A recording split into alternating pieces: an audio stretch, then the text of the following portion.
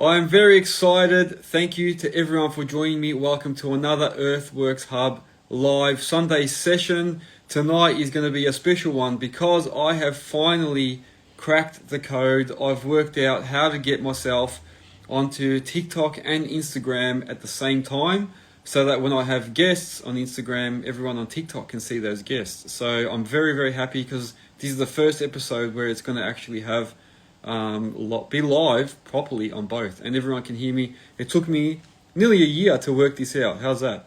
So I'm finally using all this expensive equipment I bought and putting it to good use. So bear with me as I learn tonight how to get through and navigate through this, but I'm going to have everything going through TikTok and Instagram. So anyone that is a TikToker and doesn't have Instagram, they can still actually watch the whole episode. So this is good. This is big. This is very, very big news. All right. So yes, it's Sunday, the 16th of February, 2025. I've got like 4 screens in front of me, so bear with me as I try and, like I said, navigate. I'm going to be looking at multiple screens, so I may not always be looking straight at the camera, but yeah, put up with me, please. And Jenna Troy is saying, who said men can't multitask? Exactly right, man. Exactly right. So I'm really, really happy to be able to do this. So tonight's episode is specially dedicated to my sponsor, Earthmoving Warehouse. They supply attachments. So if anyone doesn't know, they supply attachments of all types for most machinery. Hammers or rock breakers, as some people call them, slashers, all types of things, man. Drills, augers, everything. Little wear parts and anything you think of, grabs, all that sort of stuff. So all attachments that you can think of, plus some machinery. They sell Kato machines, crawlers, mini dumpers, excavators, track loaders. They sell everything Australia-wide. So they've got a branch in Queensland. Now there's a branch in Melbourne. So you can get stuff here in Melbourne as well, direct, or they do ship all around Australia. So thank you to Earthmoving Warehouse, who is the sponsor for this episode.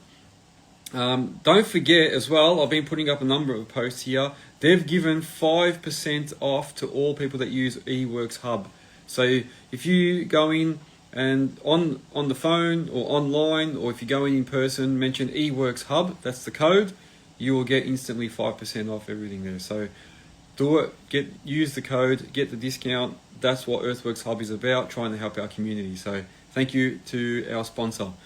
All our other sponsors, we have a whole bunch more.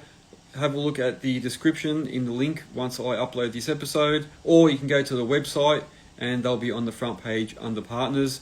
And a lot of them also offer specials to all the listeners. So make sure you have a look and see what offers they have. Ben Turner on TikTok is saying, where's the Rakia? There you go, man. No, we can't. I can't actually have a drink now that I've gone live on TikTok as well. They're actually very quick to respond. If they see one little bit of alcohol, even in the background, I have to cover all the bottles and that. They actually try and ban you. So they're very, very strict. So I can't even have a drink. So tonight I'm back to the water. Thanks to Digga for the drink bottle. How sick is that drink bottle? Thanks to Digga for this drink bottle. I just have water.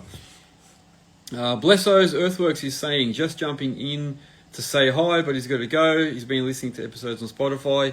Thank you, Blesso's. And to anyone that hasn't seen the episode where I interviewed Blesso's, go back and have a look at that episode, because that was a really good one to see a young fella, talking about how he runs his business. All right. Now, there you go. So yeah, Jenna Troy, and a couple of guys are there saying that, yeah, TikTok's a bit strict. Yeah, it's true. It is true. Anyway, all right. So before people start asking questions, tonight I'm going to have Aaron from Definitive Contracting. We're going to have Aaron doing a Maintenance Matters sesh. So we're going to talk about a couple of topics. We're going to answer some questions that people have asked during the week or since our last Maintenance Matters. So we've got a couple of questions to answer for people, because that's what we do. And then I might actually open it up to people to join in after that. So if you're hanging to join in, wait till we finish Maintenance Matters, and I might see with time how we go. We might actually get some people on as well. So also a quick shout out to, sorry, I'll move the mic. Sydney Rockwall. Thank you very much. He sent out a couple of goodies during the week. So thank you very much to Sydney Rockwall for sending me out some merch. Happy to rep it for him. Top guy. Comes on the show very often, so thank you very much as well. Okay, now let me have a look what else is on my notes here before I forget anything. So Aaron will be joining me in a sec.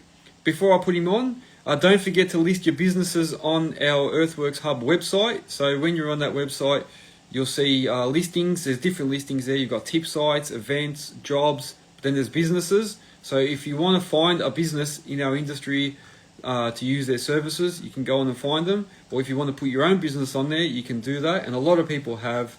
And this week's listing of the week, or this episode's listing of the week, is Precision Environmental and Vegetation Management.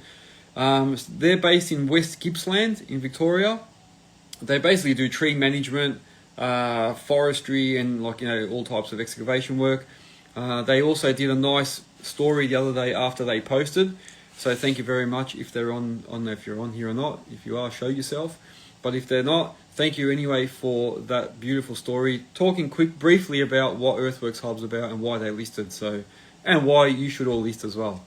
All right. So now TikTokers, can you still hear me? Just before I continue, I'm going to put on Aaron from Definitive, and we're going to see if it works. This is going to be the first time I have a guest on here live on both channels. So let me just invite Aaron on 1 second. So Aaron, thank you very much for joining us. Aaron's from Definitive Contracting. Thank you very much for joining us on this Maintenance Matter segment.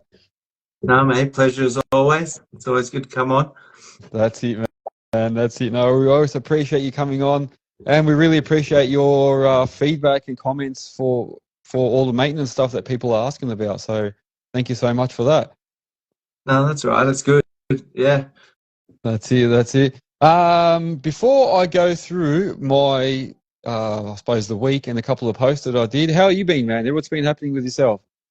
Mate, been pretty busy, fixing my own gear and fixing other people's stuff as well. So, yeah, just got me double busy essentially. So, trying to fit it in to make money and then get my stuff out to make money. So, but yeah, other than that, been pretty good. Yeah, so. That's it. Awesome, man. Awesome. What's Nigs and the Digs? You're saying, Aaron, what does let it develop truly mean? I don't know. Yeah. why is he asking that? Yeah, let it develop. So once it's leaving a puddle on the ground, so it goes from like a single drip to a puddle, that's development. That's let it develop. That's what he means. Okay, all right, there you go, there you go. All right, cool. It must be an inside joke. I didn't get it. Yeah. All right. Yeah. So I'll just quickly go through a couple of things that happened this week. So I thought I'll invite you on. You can be part of it anyway, and then we'll do the maintenance questions. Right. So, and then I thought this way you can input as well. So, the first thing this week, I posted up a picture of my first machine, which was a Cabalco SK210. I think it was like a 2008 model. I can't remember what dash that was. Maybe a dash. Like the old bubble 8? I don't know. Cab style one? No, it was still square. But probably just after the bubble ones. Yeah, it was square though. I don't know what year it was. Anyway, but that was my first machine. So a lot of guys were saying that they always started with small machines, and I said, sometimes I wonder whether I should have started small rather than straight up with a big machine. What do you think, man? What do you think? Well, it's hard. Like I bought one of the highest wearing bits of kit you could probably get, I think, with like a twin shaft shredder, like slow speed shredder. So, but I mean, you just do what's right for you at the time and what the market dictates, So, yeah. I think for me, the reason I went with the 20-tonner is because when I was learning, I was actually sitting on my cousin's 20-ton machine on a civil site. And I used to work on that a lot. So I think that was just what I got used to. And then they were saying to me, like, just get your machine on the civil site. It'll be a 20-ton machine. You'll get work all the time. And you won't have to do little fiddly things. So especially when you're first starting, you won't get forced into like little tight corners and stuff. So they were like, just get a 20. You can load trucks until you get better. And then get a small one. So that was my theory behind that. So that's why I went for the bigger one. Yeah. Yeah, it makes sense. 100%. Yeah, that's it, man. That's it. There's a big difference too between like a 20 and a little 5-tonner. Yeah, it is. It's true. It is true. I think it's probably not bad though, because it's true. If I was just straight into my five and I got put on a job site with some concreters and they're like, all right, dig out this all the footings for this slab, and then I'm in there like stuck in this corner trying to dig trenches, and they're yelling at me to hurry up because concrete's on the way. I don't know. Sometimes, yeah, it does make me think that a 20 tonner might be a better decision to start with. I don't know. Yeah, yeah, you can just dig yourself into a deeper hole quicker, that's all. Yeah, true. And when things break down, they just cost a lot more too. Yep. Yeah. Yeah, true, true. All right. Then I actually did a little post of a float truck that was like way overloaded. He had like 30 pieces of equipment all on there, all stacked in. That's gone viral, man. That's got like over on Instagram. That has like over 650,000 views, man. Like that took off. I can't believe it, man. So yeah, all these people are saying like, oh, well, if it fits, just ship it and all that sort of stuff. So yeah, that's what I posted, and then I did a lot of these Jack's hacks. So people are saying, what are these Jack's hacks? So Jack Healy is from E&B Hire. He's a regular on our show. He often puts up videos or sends them to me showing himself fixing his machine or doing stuff. So what I've been doing is I did a hashtag Jack's hacks and started posting them, and they're going off. They get like 15,000 views and stuff. Like people love that. So I told him just keep sending them and I'll keep posting them. So it's good. People get to see what people are doing, what other owner operators are doing on their machines, you know? Yeah, yeah. There's another good guy I've been chatting to on Instagram as well. I think it's Pat's Insta by the gram, and he's a heavy like earth moving guy. He works for Mader, I think, and he posts some really cool videos of how he's diagnosing stuff and what he's doing. So yeah, if anyone's keen and interested in that, jump on his and have a look. So yeah, he reckons he's got a lot of people that jump on and watch him as he diagnoses and walks through different things. So it's pretty good. I always forget to do it. I just go head first into the job, you know. So yeah, but yeah, yeah. That's it. Like I was saying, yeah, send them, man. You do it. I know it's hard that you get to the job. I do that a lot. Like I get somewhere and then I start working and doing stuff, and then I'm like, oh, I could have recorded this. I could have done this, and it's like too late now. So, yeah, I know. I snapped some photos the other day on that big crusher, and then yeah, we were in the rain. Like yeah, that was torture, that job, but we got there. Yeah. And Nigs and the Digs was saying congrats on your crushers. So tell us a bit about these crushers. Are you happy to talk about them, or what's happening? Yeah. So I've got two. They're slow speed shredders. So you got two shafts that'll spin together, or asyncs, and they'll spin. And they're pretty versatile bits of kit. So you can crush concrete. You can put fridges through it, tires, mattresses, trees, wood waste. So it'll actually shred concrete with 16mm rebar in it, and it'll shred it down, crush it down to say a 60 to 80mm minus product, and then yeah, it'll pull all the rebar and everything out of it as well. So yeah, and they're only like 14, 15 ton, and they just fit on the back of a twin steer, like a 10-wheeler and that. So they're pretty handy to get around. So yeah, they Awesome. yeah, they're pretty cool bits of kit. They're busy, so but yeah, I've done a fair bit of work. One client did snap one of the shafts and destroy the belt, so that's been interesting and fun. Yeah. The joys of machinery ownership, you know. Yes. Yeah. I hear. Oh, cool. What do you do? Do you hire those out? Like, can anyone hit you up if they need to get a crusher or something, or a shredder, or how does it work? Yeah, so we do dry hire. If I have time or I can get to it, I'll go out and do some crushing jobs. I've been up to Sunny Coast Airport. We did, I think, maybe 1,500 tons on site there. We crushed asphalt and the concrete. Yep. And then, yeah, I've just been to a few other jobs. So I've got one based up here in Queensland, and then I've got the other one is based in Wetherill Park. So it's down in Wollongong at the moment, shredding some stuff for a demo guy down there. So, yeah. But it's, yeah, we've got like two sets of shafts. So we've got two sets of concrete shafts for both machines. So what we do, you got to hard face them constantly, otherwise the shafts wear out pretty quick. So we just have them on a rotation. So we'll just pull the shafts out, fit the hard face ones, or the rebuilt ones, and then keep the machine going. So, and then we have a set of star shafts, paddle shafts. So you change the shafts and the grate system depending on what you want to crush or shred, and the product that you want to get out of it. So Cool. they're pretty cool machines, man. Like we clocked the crocodile that I have up here, the complet, and we were getting 80 to 100 ton an hour. If we were getting a bit of fines in through it as we were crushing the concrete, we were getting 100 ton an hour. So 100 ton an hour. Holy moly. Yeah. And what's good about it too, what's like your shafts are 1,500 long and the hopper's 1.2 wide.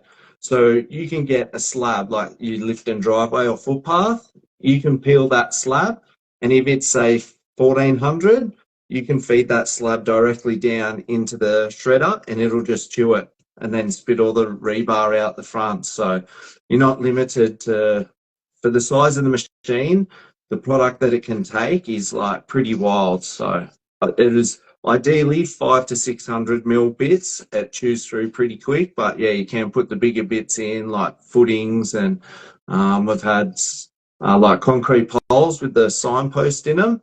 We've put those in there, and then it spits the signpost out the other side with all the concrete out of the center and everything. So, wow, there you go, man. Yeah, there you go. That's cool. Yeah, I know that those shredders and crushers, and I know they're a lot of maintenance, are they? They're still a fair bit of maintenance, or what do you think? Yeah. My machine is high maintenance compared to say a jaw crusher or an impactor. Like an impactor is pretty high maintenance compared to a jaw. But you just got these shafts just going, and it's obviously better to prevent wear than try and repair it. We've put a lot of time and effort into hard face all the faces and the shafts. We've made extra wear liners out of like 450 beers to put in the hoppers.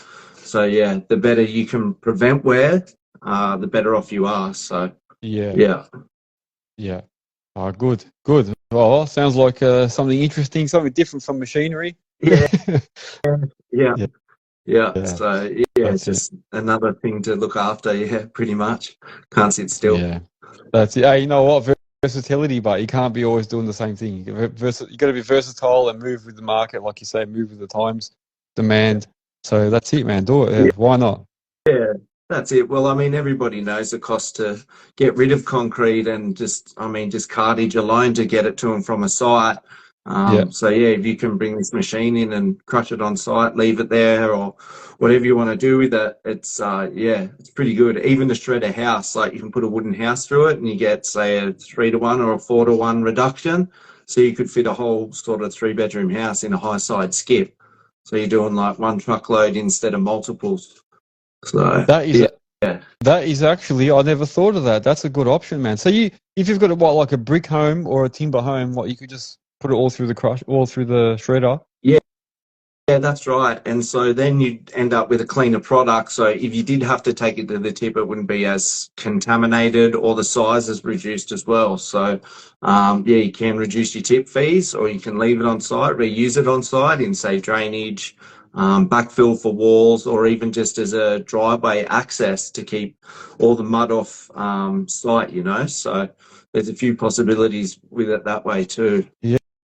Yeah, that's good. So obviously, you wouldn't put the timber in with it then, yeah? You just put the bricks in if you can separately, or can you just throw the whole lot in? Well, you can do the whole lot if you want, but if you want to crush the concrete first and then you pile the wood to the side and then you do your wood through another one, so then you've got your split piles and away you go. So any steel that's left inside the house, like if there's bits of tin or steel strapping, will be picked up by the magnet and shot out the side as well. So I'll tell you what, man, that's really interesting. I never thought of them in that way. I always just thought of like just crushing concrete or rock, whatever, just so you can use it for packing material or whatever. But you can actually do it at a demo site and actually reduce your truckloads. Like you say, if you try and load all that timber into a truck or a bin, usually it's going to all stack all unevenly and you'll have all these empty gaps in between. Whereas if you crush it all, it'll just fit in and you'll fill the whole bin. That's actually really smart. I never thought of that. Like say a client's got a decent sized pool or something, you could crush that pool on site and just put all that concrete back into the hole for the fill. That is so true. That's true, yeah, because I've done a Yeah, few pool removals, and we've had to get rid of all the concrete. You're right. This is just yeah, reusing it, putting it all back in. yeah. That's actually really good, I mean, that's if man. they wanted to, but yeah, it just sort of saves a lot of time breaking it and that. I've had a couple of clients that have been doing site cuts and they've pulled out a lot of sandstone. So they've been putting the sandstone into the crusher and breaking it down to like a 60 mil minus, and then a lot of other sites are just taking it for them because they want that product for cut to fill and all that sort of stuff as well. So yeah, they're pretty handy. There you go, man. There you go. Never thought about any of that. There you go. Yeah, no, Yeah, that's very interesting, man. Very interesting. I'm just picturing all these like quarry sites and that with those, but I never really thought about demolition sites and just guys with that might have a big construction, they're demolishing a warehouse or something, and they've got all that concrete there. I'm thinking of a job we did recently. All that concrete we took away, like yeah, big truckloads of concrete with bars in there, trying to separate the bars. And then all this stuff, we could have just had it all crushed it all on site, and then use it on the ground as well. So yeah, yeah, yeah, actually, yeah. makes It sense. saves a lot of time on processing as well. Like if you do have a lot there, you can just feed it through because it can take the bigger sizes and it'll pull a lot of the metal and the bad stuff out. So, and then you can feed it into, say, an impact crusher. So then you'll get your nice road base out the back with minimal wear to your impactor. So you're saving time on processing and wear on your impactor as well. So yeah, There you they're go. pretty cool. They're a versatile machine, which makes them pretty good. Yeah, no, interesting, man. There you go. Well, thanks for sharing that. Yeah, That's good. Well, good luck with it. I'm sure by the sounds of it, I reckon it's going to take off. And if anyone is keen on learning some more, speak to Aaron at Definitive or send myself a question and I'll pass it on. yeah. And we'll see how we go with it. Yeah. Well, the boys from Blesso rung me last week, I think, and Yep. we were actually chatting about the crushers and the potential what they have coming up, and whether it would work for them and whatnot. So yeah, we just got to do a bit more research into like say your EPA side and because it's not exactly contract crushing. So yeah, I think under 30,000 you don't need a license. So yeah, just need to do a bit more research for it. But yeah, shout out to the boys at Blessos. That's it, man. That's it. Yeah, he was just on. You said before he had to leave. Yeah, ADM Civil's asking, will it make 20 mil minus? I think that's what you were saying before. Then you need an impactor beside it, like another shredder, is it? Or yeah. how would that work?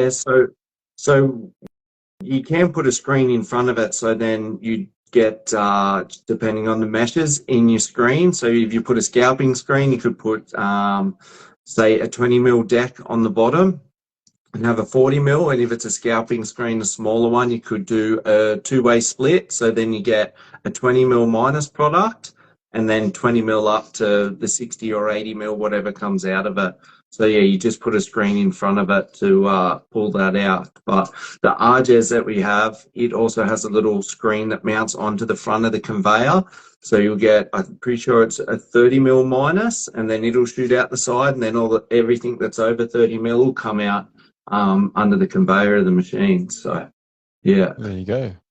Oh, good. Well, hopefully that answered ADM's question. There you go. People are commenting saying it's a really good decision. Jenna Troy saying that in Queensland, he remembers seeing a lot of that years ago, and then it sort of died off. But now he's saying it looks like it's back again. Going back here, I did see a comment from, I think it was from Tommy Lee. Here he is, Tommy Lee 26. This is actually, so just quickly, I'll do a shout out to Tommy Lee. So this is the young fella that's coming from England. So he's going to come down to Australia from England for a working visa. Comes from a family of earth movers. So his dad actually owns a big training facility in England. It's called the Dozer Trainer. So I don't know if you guys saw an interview I did with his dad not long ago from England. So he's coming down to Brisbane. So I think we originally thought it might be WA, but it's actually Brisbane. And he's going to be here in a few weeks. He's got over 6 years experience operating excavators. So if anyone is looking for a worker or can give him any advice of where to start, he'll be here in a few weeks. send me a message and I'll pass it on to him. So if anyone thinks they might need an operator or can give us, some sort of advice for the young fella where he can start, hit me up. Yeah, send me some details. There you go. All right. Walsh Earthmovers is saying, what do they cost? I think he's talking about your shredders. I can only imagine there'd be a lot of zeros in front of that cost.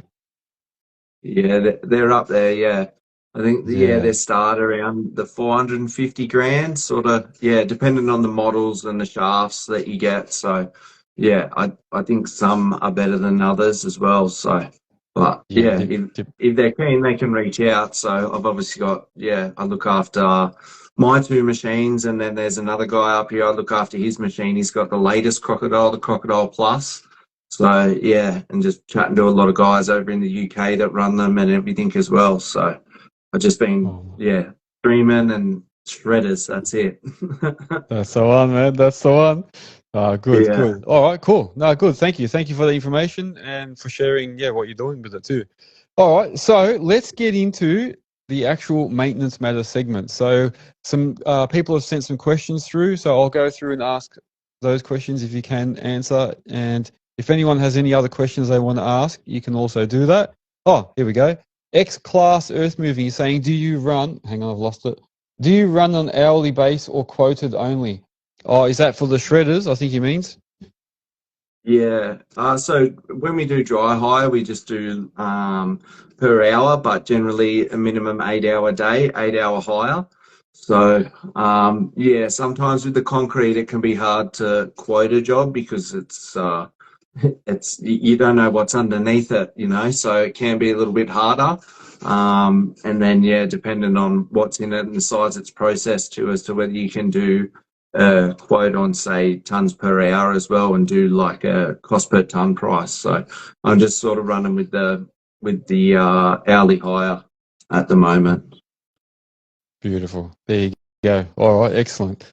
All right, so let's get to the questions. All right, so somebody has asked a couple of these. Two questions are probably very similar.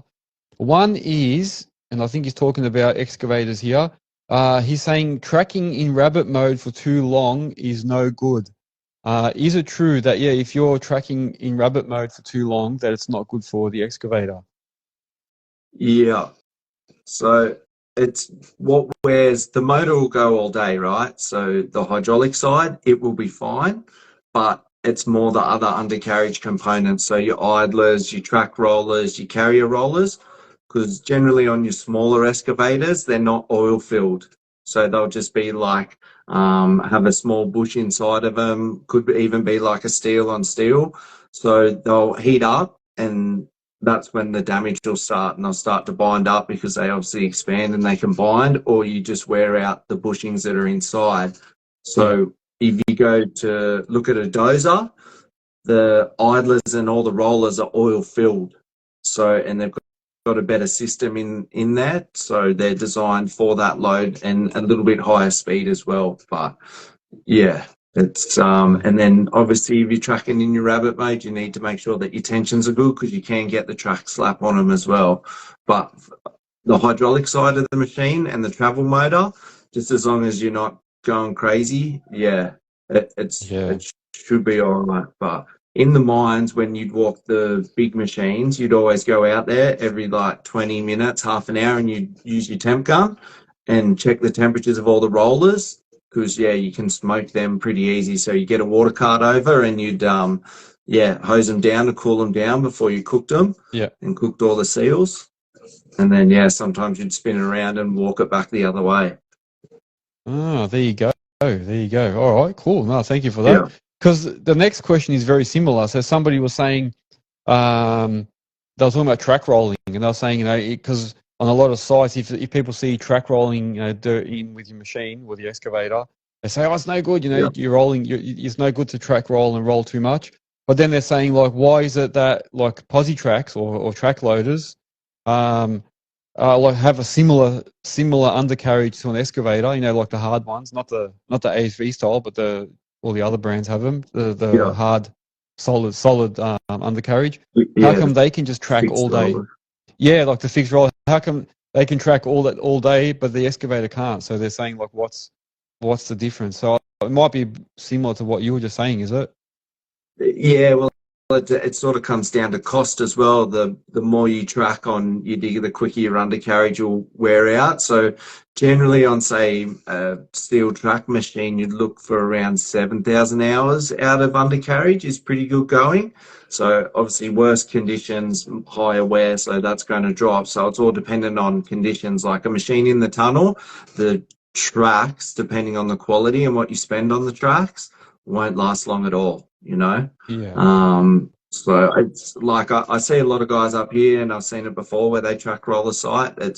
Yeah, I mean, you're better off track rolling the site to leave it looking nice and seal the top so you don't get dust off the site. So, but yeah, it's not too bad. All right. Yeah, because I remember when I used to work on sites, on civil sites, and I sort of probably know what it is too. It was probably the guys just trying to say, don't track too much or don't move too far, because then the supervisors start expecting you to do that often. I don't know, maybe that's why they used to do it. But I remember when I used to track, the supervisor will say to me on a civil site, I need you like all the way on the other side of the site to dig something.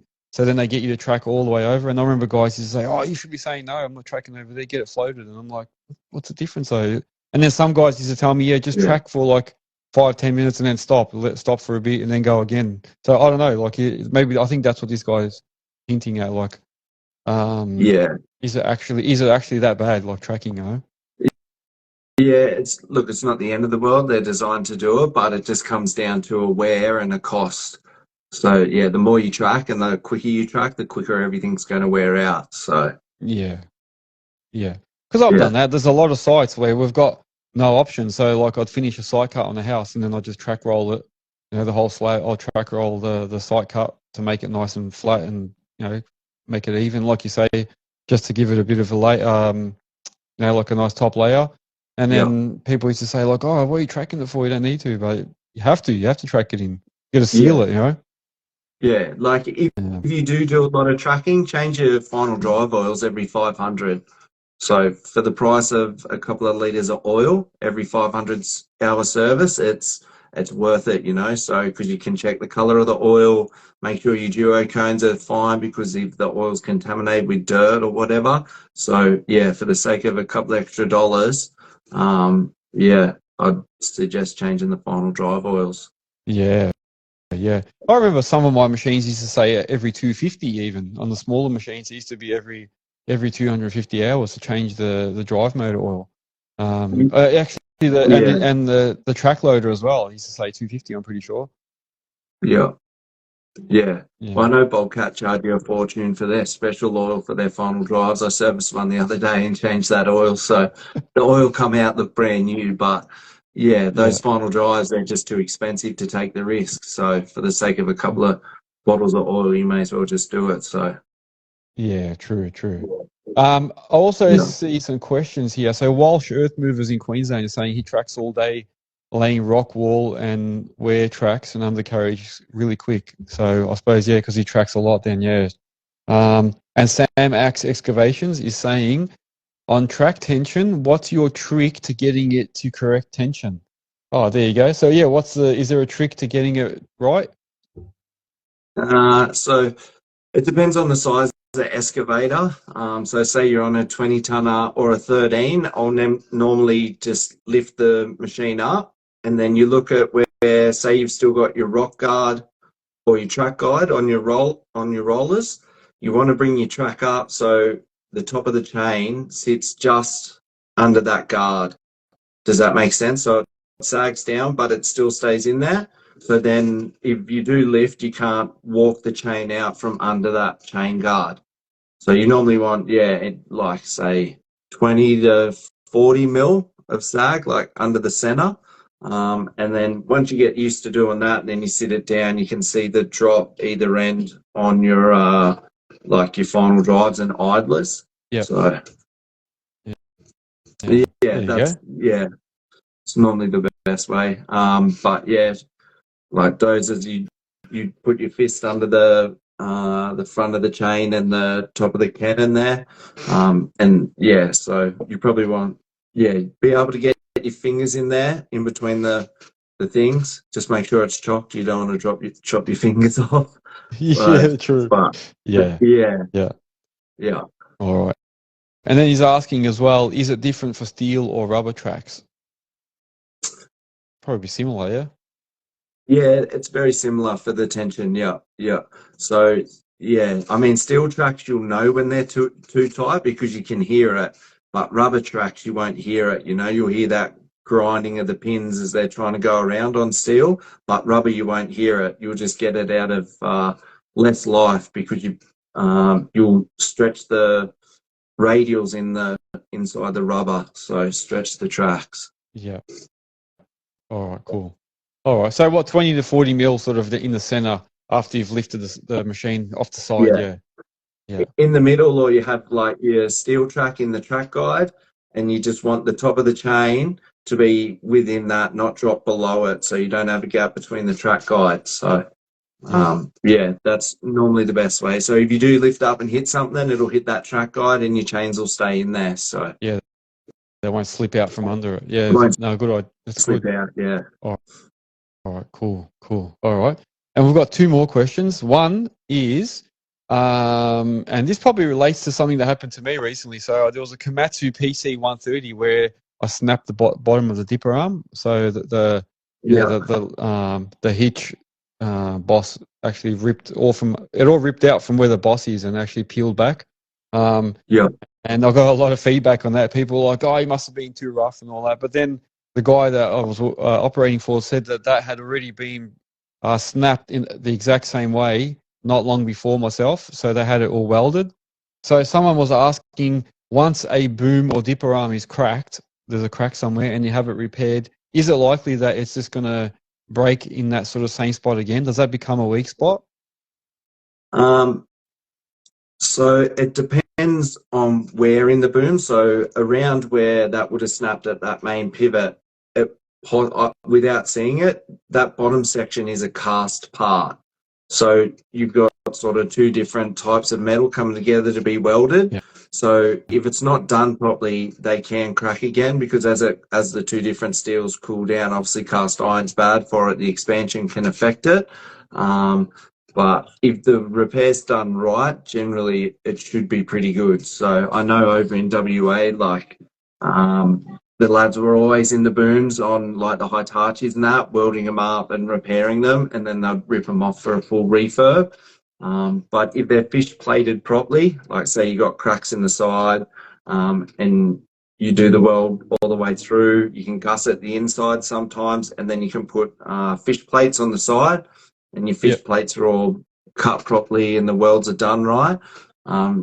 It should be fine, mate. Yeah. Yeah. So we've repaired a few booms ourselves in house, and they've been all right, like on little PC 30s and 35s and Kubotas and that. So, but all right. Yeah. Good. All right. Cool. Because they were also asking, like, so is it better to just buy another dipper arm or another boom rather than try and fix it, or just try and fix it and see what happens? Yeah, try and fix it. Like if you get a good boilermaker, they'll do the good job and do the repair properly. Going cheap, that is probably when you'll end up having to get a stick because it'll just be too much damage done to the machine. So, because if you do have the cracks, you want to like take a piece out and make sure that it's not cracked inside, because most booms and sticks will have gussets inside. And they can crack, and that's sometimes what is caused the external cracking. So it'll be cracked inside before you see it happen outside, and the gussets will allow it to twist and flex. Yeah. And that might maybe be an answer to Jack's question here. So EMBE Hire Jack is saying, why are some brands more prone to it than others? Would that be because the way their gussets are set up, or the way they've made their arms? Yeah. Just the design and also the quality of the steel. So thickness, whether it's robot welded, like whether they stitch weld certain spots instead of fully welding it, and how much stress testing they put into the boom. So you'll see sometimes on like on your old brochures, or when you're looking on up machine specs, you'll see where they have the stress testing on the booms. You can see like the green, the reds, and yeah. So yeah, a lot of work does go into it, but I've seen a lot of pretty good failures, especially in the mines on some of the bigger ones. So Yeah, yeah, yeah. I've had a few things go. Yeah, on a couple of 5s, on a 20. I've had a few cracks here and there, though, especially if I've had guys with rippers trying to break stuff or rip stuff and or bash down on things. Just it happens, I suppose. Yeah, yeah. Uh, yeah, Hang on a second. I'm reading questions at the same time. ADM Civil yeah, is saying digger arms with the hole in the top always seem to snap up there. yeah. On So smaller machines. Yeah, yeah, yeah, the Komatsus were bad for that, and then they filled in the top. They used to have a hole sort of like that on the top of the stick, and yeah, they used to crack a fair bit. yeah, yeah. It's true. I think that's Yeah, right. They do. Yeah, when they got the little opening at the top of them. Yeah, yeah. All right. yeah, That's that one. Now the last question, and this was I had yeah, to do a little bit of research because even though we all think we know it, it's still not. It doesn't always click. So someone was asking about weights with their truck. So I had yeah, a guy saying that he wants to start carrying a posi track or a track loader on the back of his truck, but he couldn't work out what weight he can hold. So he sent me a picture of his door of the truck, which had all the weights on it, and his truck said GVM 6.5 ton. The tear is 3.5 ton, and the GCM is 10 ton. So I had a look and to give everyone the correct definitions. So the GVM is the gross vehicle mass. So that is the maximum weight of the maximum weight a vehicle can carry, including the payload, so whatever you put on it, the yeah, body, fuel, and occupants. So what it would be at full capacity. So in his case, the GVM is 6.5 ton. That means that including his load and everything, that means he can only carry 6.5 ton all in total, including the truck itself. Yeah, is that? yeah. That's right. Yeah, yeah, Yeah. yeah. So All right. you just and then your tear weight is the truck empty. Yeah. So just the truck So body as it yeah, is. Yeah. All right. So yeah. So that like was yeah, if that was 3.5. So that means if his tear's 3.5 and the truck is 6.5, so you do 6.5 minus 3.5, that leaves you with three and a, 3,000 yeah, kilos. So he can carry 3 ton. Yeah. Yeah. yeah, 6.5 minus 3.5, he leaves you with 3 ton. So that yeah. means he can carry up to 3 ton payload, like in the back of his truck. Yep, that's right. Yeah. And then the GCM is if he's got a tag trailer, it's the tag trailer plus whatever's on that tag trailer as well. So it's everything hooked up.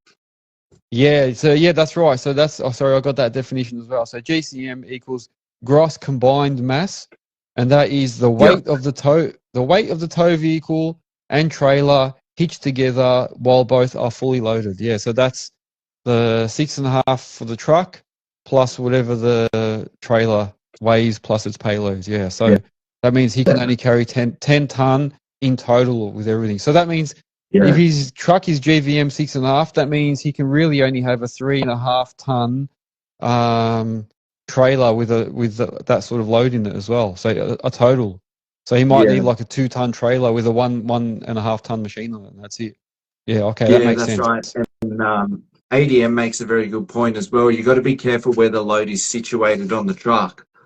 So if you have Yeah. too much weight on your front axle, you can be in a lot of strife. So, and it does affect the performance of the vehicle as well. You know, your steering, your braking, and everything. So it's important to figure out where it should be, especially on your tag trailers. So, because if you are bringing a trailer, you have to make sure what you've got on the hitch and what your hook is good for. And then, yeah, so it's a balancing point. Yeah. You can't just load it right up. Yeah. Exactly. Yeah. And Yeah, that's what. Yeah. That's yeah. what. Yeah. Jack Healy's saying that, and then you still can't exceed the axle weights. Yeah. Exactly. Yeah. Yeah. Yeah. Yeah, because Oh. I've been learning a fair bit about it as well. Because my crusher's on the smaller side, I want to get multiple loads onto the one float, but then the laws are just crazy and they change from state to state. You can't have an indivisible load. And yeah, if it's two machines on the one float, it's got to be rated to a certain weight. Oh, yeah, they do well then Yeah. float drivers. There's a lot to it. Yeah, that's it. That's it. And then we've got the NHVR. Yeah, if they come and test you out or catch you, then you're in trouble. Yeah. Yeah. That's it. And then Yeah. ADM saying, yeah, always helps going over a weigh bridge, going over with your front axle, seeing your weight, and then the rear. Yeah, so you can see what weights you've got and balance yourself out. There you go. Yeah, I used to do it basically. What I used to do is when I had my tag trailer, I used to just see if it's level. So I used to put the machine on and just the way I did it is just move the 5-tonner on with all the attachments and then just sort of watch that the trailer's level. That's just how I used to work it out. Yeah. That was the easiest way. I used to say if it's level and it's not sort of pushing too far down on the front, then that's fine. Yeah. I always check my truck as well when I'm going over the weigh bridges because I just start collecting stuff and I'm like, oh, it's getting hot. So yeah, get back and unload it a bit. Yeah. And we've got Nigs on the Dig saying one divisible load is only on oversized loads. Yeah, there you go. There you go. All right. So hopefully we've helped his listener out with his decision. So really, I said to him that means you probably can't get something greater. Like you can't get a posi or a track loader bigger than 3 ton, which actually means you probably has to be something less than that because he's got to include the bucket with it and everything. So you probably can only get something like a 2 ton skid steer or something. A PT 40 or something. Yeah. So that's what he did say actually. If you did have to get one, what would we all sort of say? I said the same thing. I said maybe like a PT 30 or a PT 25 or 40, whatever they've got nowadays. I don't even know the numbers anymore. Or something like that, something in that size, because you got to allow for the bucket in that as well. And if you've got a smudgy, you got to put that on there. So the weight builds quickly. Yeah. Yeah, definitely. Yeah. All right. Cool. Your ramps as well. You got to carry ramps. It all starts adding up. Yeah.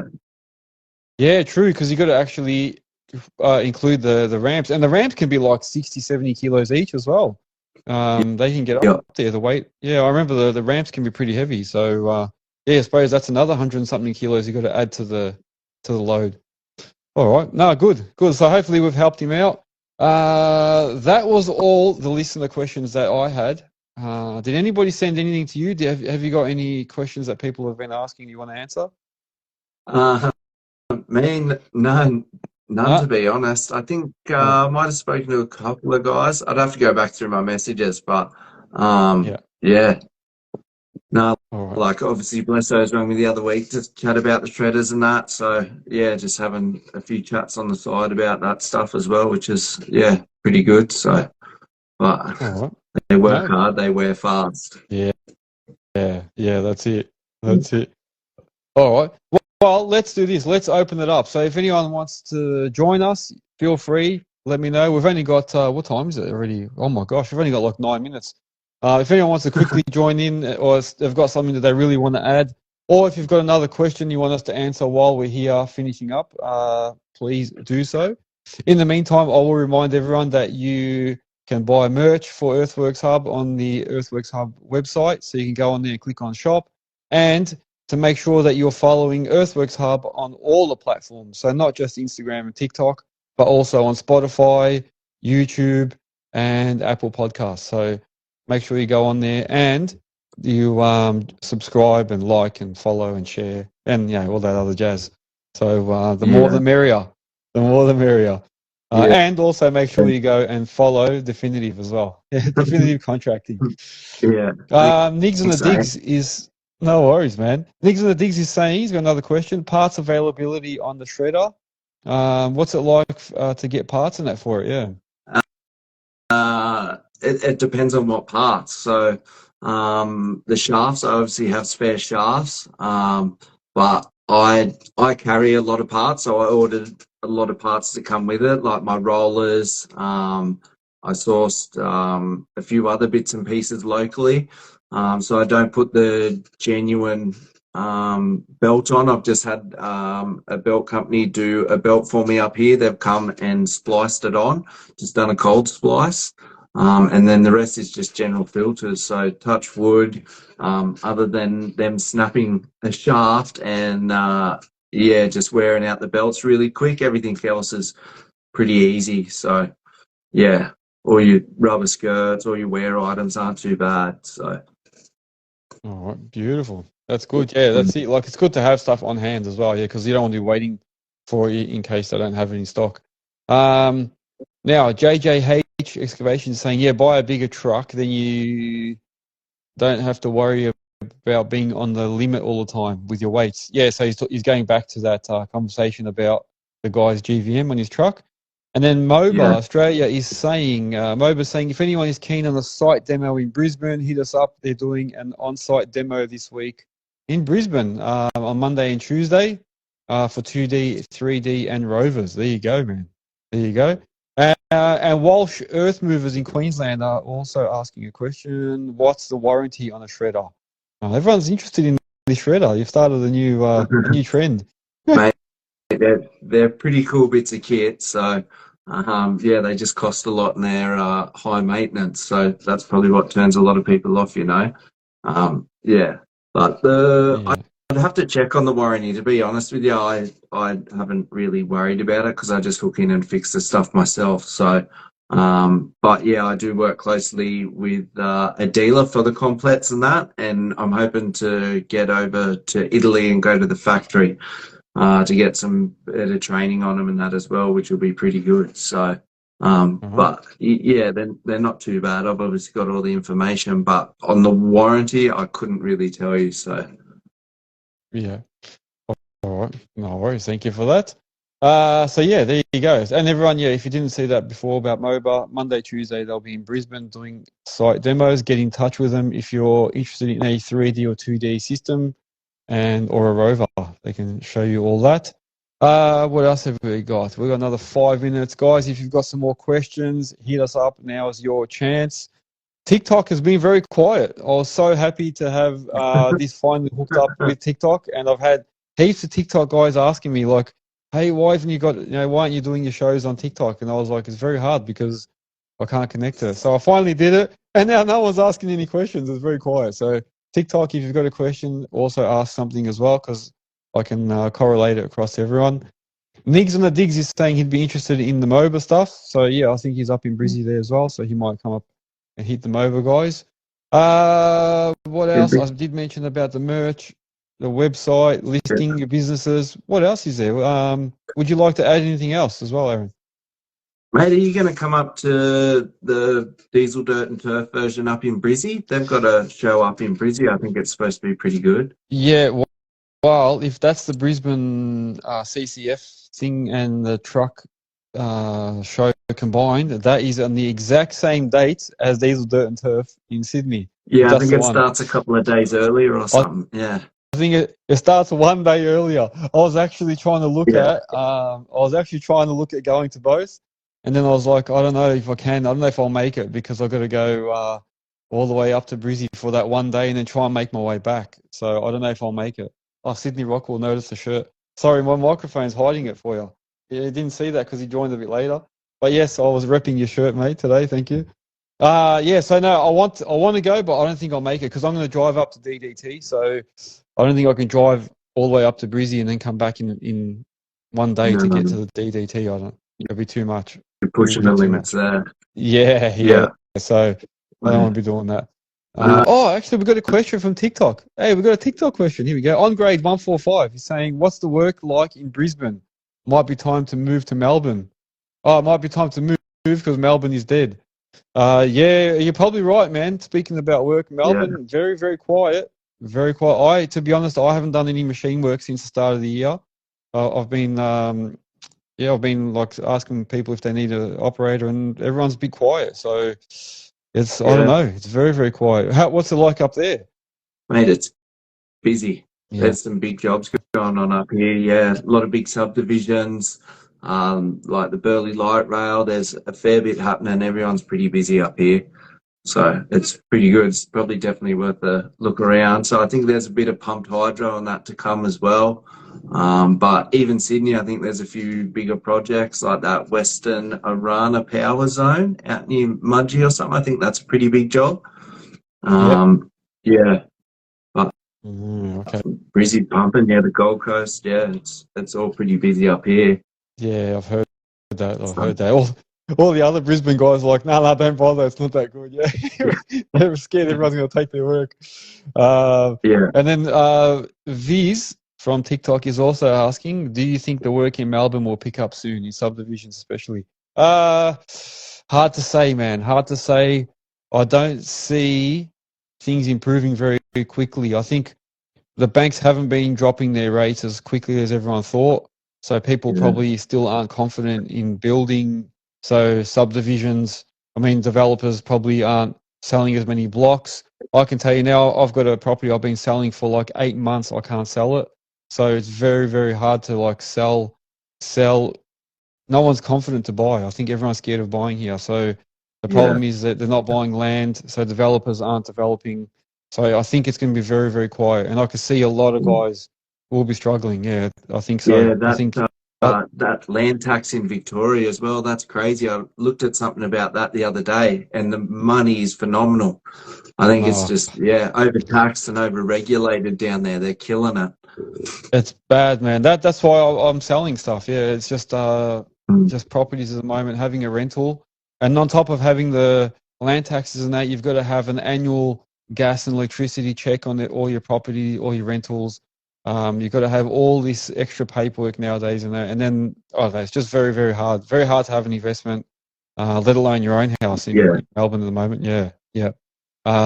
So yes, I think answering that question, I don't think it's going to get any better anytime soon in Melbourne. On grade 145 as well, said just then on TikTok, it's over. It's over. Subdivisions are very quiet. Winslow just laid off 27 subbies, and 28 from a plant hire company. So there you go, man. So yeah, I reckon, man. And Viz is saying they subby at Civtecon, and it's all what is it? So we are subbing at Civtecon at the moment, and it's all subbies on our job.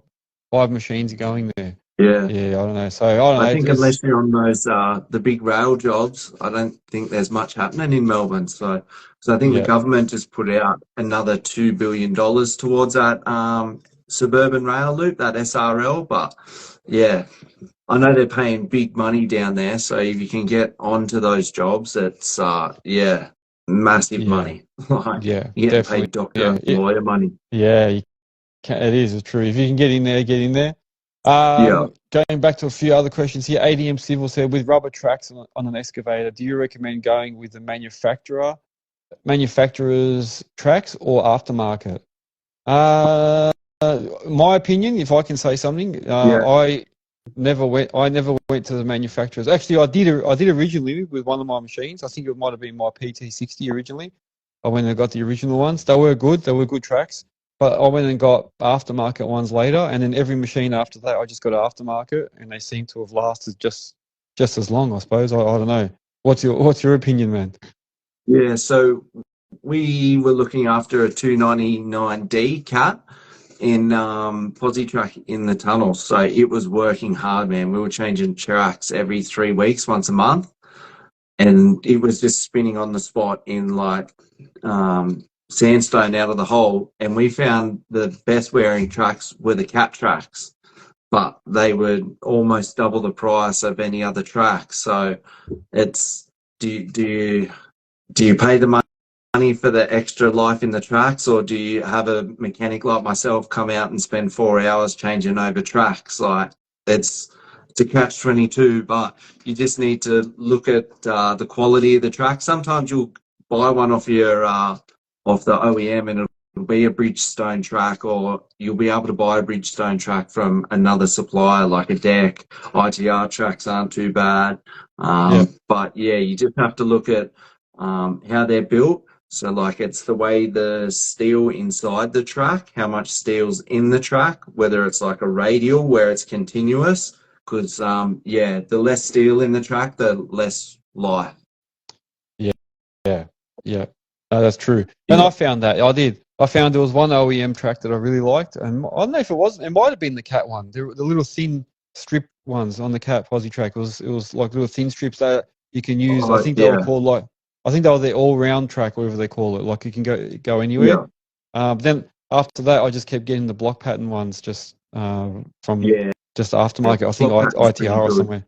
Yeah, Yeah, because that sort of yeah, lasted a bit yeah. longer, you know. Yeah, well, Yeah, it's even with like steel undercarriage, like um, you got to be careful. Like you can, if it's cheap for a reason because there's less steel in it. Like you can physically pick up, say, a sprocket and compare the weight of a genuine sprocket to a non-genuine, or like a good non-genuine, and you'll feel the weight. So it yeah, just comes down to, yeah, but yeah. it's, True. yeah, I suppose, like you say, it's do a you want to it's a pay? catch You want to 22. pay that? Yeah, pay that bit extra and have it for maybe a bit longer, or pay half and then just change it over twice in the same time. I don't know. It depends. Yeah, Yeah, it depends. Or take the risk, and if it doesn't break, then you might end up lucky and yeah, then have it for just the same amount. Who knows? yeah.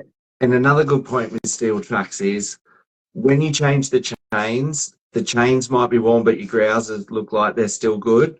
For me, to change your grousers, it's not worth it. Just buy a complete set. Like, Yeah, unless some people will take the chains and they'll swap the grouser plates over for you, but they've got like a proper plate machine. So like they'll slide the tracks up, they've got the proper tooling there, whereas I'd be doing it on the dirt, like, and you're bent over and you're either cutting off the old grouser bolts, they're seizing up and you've got to cut them again. So you pretty much got to get all brand new hardware, and then you got to clean everything off, buff everything up, and then you got to sit there and do them up. Just buy complete tracks. yeah, Don't do yeah, it to your mechanic. Like, yeah, yeah. unless they're slow and they're not that busy, then they'll say yes and they'll do the job for you. But I hate doing it. I've done too many of them now. Never again. Yeah. Yeah, no, true. I've seen one mechanic struggle on my machine, on my one that old 20 tonner. I think we decided to just change the chain and a couple of the grouses or whatever, but it was a pain. Yeah, I saw him. He was Yeah, killing himself. He hated it. Absolutely hated it. Yeah, yeah, yeah. It's a punish for the money that you think you're saving. You're not really, because you've got longer downtime and your mechanic's there for longer, or two mechanics. yeah, yeah, true. All right, there you go. So hopefully we answered ADM's question. Now I'm gonna keep going back here. ADM saying, what brand do you recommend is going to be up for a new set this year? Well, you've got ITR is pretty good if you're looking at those ITR, aftermarket that's ones. not bad. Yeah, Earthmoving Warehouse, if you want, go to Earthmoving Warehouse. They've got a range of brands on there, and you can use my code and get a discount. So keep that in mind. yeah, Nigs and the Digs is saying Bridgestone is usually pretty good. Yeah, they're pretty good. yeah. Uh, Bridgestone's normally pretty good. yeah, I think all the Kubotas come out with Bridgestone. I'm pretty sure, the excavators and stuff. Yeah, EMBE, Jack Healy saying, why the F isn't there any rail to Tullamarine Airport with all the rail public transport is useless if you need to catch an Uber before you can use it. There's actually talk about the rail to the airport coming up, but I don't know what happened. It went quiet because my factory that I built backs onto a rail sort of a yard or a railway, and that was meant to be the one that they convert to go to the airport, but I don't know what's happened because we used to get all these notifications saying that there's a potential it's going to be an airport. What do you call it? Like they're going to use that to go to the airport, but no, I haven't heard anything since then. It's been quiet. And what's happening here? JJH is saying you want to jump on the roller for me. Was he talking to me? He might have been. If you need a hand, just yell out, man. Just yell out. You never know. Sydney Rockwell saying, yeah, TKV is good for ADM. All right. And then some of the guys on TikTok were saying earlier, I missed their comments, they were still talking about that work in Victoria. And, when you mentioned about the rail there, Aaron, they were saying that it's all about who you know, not what you know when it comes to the rail. They're all talking about how mates get looked after first, which is true. I've heard that about the rail jobs. yeah. It's very hard to get in unless you know someone. Yeah, just tunnels as well, man. Like, they all I've just, heard. they stick together. You go from one to the next to the next. So, but yeah, tunneling's hard yakka. Yeah. Yeah, true. Just one thing too, like on, say, your undercarriage stuff, if you are going to an aftermarket, ask if there's two price points. So you could go for a cheaper one, or you could spend a bit more. Because when you talk to the sales rep, they might just be pushing you the cheapest option because that's what they think you're going to get from somebody else. But just ask them, is there something that's a little bit more expensive that's better quality? And they might have that. So just always keep that in mind as well, because they might have a cheaper option and a better option. So Yeah. Actually, it's funny because I think going back to my PT60, I think I went to look for aftermarket tracks, and then when I called the OEM, they actually weren't that much different. Yeah, that's right. There was a point where they had them on sale, and they were selling them for almost the same price. It might have been like only a couple $100 more. You get the OEM ones. yeah, So it depends. Yeah. So also ask you where you got your machines from as well before you buy the aftermarket ones, because they may not be that much more. You just go have a look, see what they've got. yeah, that's right. And if you get like an extra few hundred hours out of them, or 1,000 hours, and you've saved that money on downtime and labour. So Yeah, that's true. That's true. Just stirring up Jack. He's saying, don't you just fly everywhere anyway? Because Jack's got a little plane. So there you go. Don't worry about the tracks, Jack. What else is there? That's it. So all the guys' questions, it looks like we've answered everything. It's good. We actually got some guys interacting from TikTok, which is showing me that it was worthwhile getting this project and combining it somehow. So that's good. That's good. yeah, All right. Well, we have gone beyond our time, so it's good that we've had a whole range of topics tonight. It's good. Very good conversation. yeah. Once again, Aaron, I really appreciate you coming on, man. This is really good. Are you enjoying it still? Are you happy to keep doing this? Yeah, no, I enjoy it, mate. I like the questions and the banter on the chat. It's good, mate. Like, yeah, we're getting more questions every week, and yeah, it's good. I enjoy it. So I'll start posting some more stuff on my Instagram, and yeah, be a bit more proactive with it. So yeah, maybe next time I'm doing skid steer tracks. I actually had to change a set of tracks. I was hard facing a client shredder, and then they brought their posi track over, and I had to change the tracks as well as torture. But yeah, there's a few little good tricks you can do with changing that out. But we might save that for the next one. So that's good. Next maintenance, man. That's good, man. That's the one, man. Keeps everyone intrigued. That's it. Make them come back. That's it. Well done, man. Yeah. And these guys are stirring each other. Speaking of banter, they're saying that is Moasure going to supply the almond lattes? It's a bit of an inside joke that they serve almond latte at their site, and Moasure's saying, yeah, you'll have to come to Melbourne for that. And man, Jack Healy's saying that's all they have. We're all lactose intolerant here in Melbourne. I think we've had too many coffees over the years. Yeah, we've become too lactose intolerant here. All right. No, good. Very, very good. I won't hold everyone up. It is going to be everyone's going to work tomorrow. Well, most of us have to go to work tomorrow. But once again, thank you, Aaron, for joining us, and thanks for can't wait having to us. see you again. That's it. Awesome. Chat soon. See you, No worries, everybody. man. Yeah, see you, Aaron. Thanks very much, man. Have a good one. To everybody You else, too. See you, mate. see ya. To everybody else, thank you very much once again for joining us. I hope we've answered all your questions. If you have any other questions that you want us to answer, send me the questions. Send me either by email or DM me on one of the platforms. To all the TikTokers, thank you very much for staying on and joining us for this evening. Everybody on Instagram, once again, thank you. Have a great week, and I will see you all on the next episode. Have a good one, guys. Thank you.